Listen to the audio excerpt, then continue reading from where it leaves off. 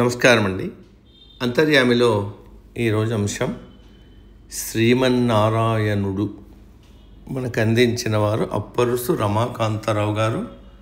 వివరిస్తున్నది మీ విజయభాస్కర్. దైవం అంటే సర్వోన్నత శక్తి.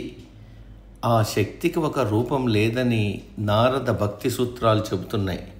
ఈ భూమి, దానిపైన ఉన్న సకల జీవులు, చరాచర ప్రకృతి, నదీ నదాలు, లోతు తెలియని సముద్రాలు, అంతరిక్షం అన్నీ ఆ శక్తి సృజనలే.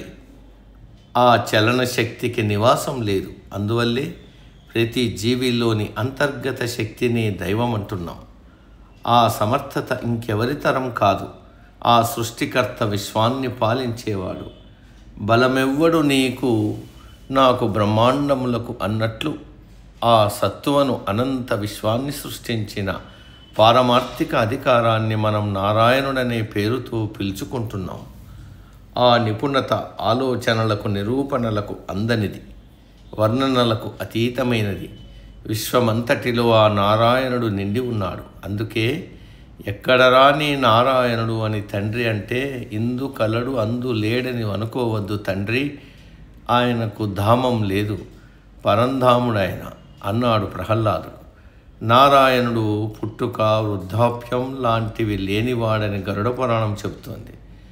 ఆ సర్వసమర్థుడు, కళ్యాణకారకుడు, అనంతుడు, మాయకు అతీతుడు, పరమ పవిత్రుడు, మంగళమయుడు, కాలగర్భంలో కలిసి సమసిపోయిందనుకున్న సంఖ్యాశాస్త్రాన్ని తిరిగి సృజించి జీవులను తరింపజేసిన నారాయణుణ్ణి శ్రీహరి అంటున్నాం. అందుకే ఇందువల్లే అన్నమాచార్యులు నారాయణతే నమో నమః అన్నాడు.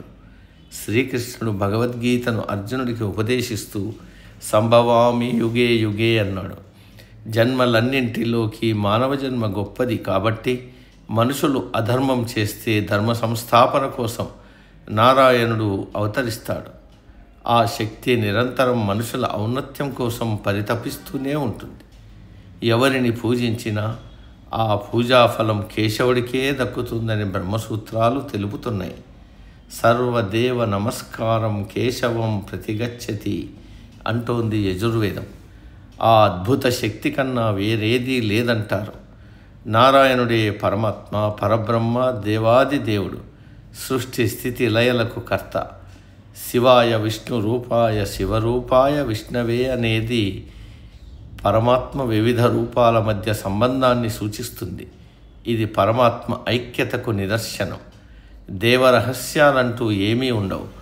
తెలుసుకునే సమర్థత, పట్టుదల ఉండాలే కానీ ఆ సర్వశక్తిమంతుడు జీవులకు అందుబాటులోనే ఉంటాడు.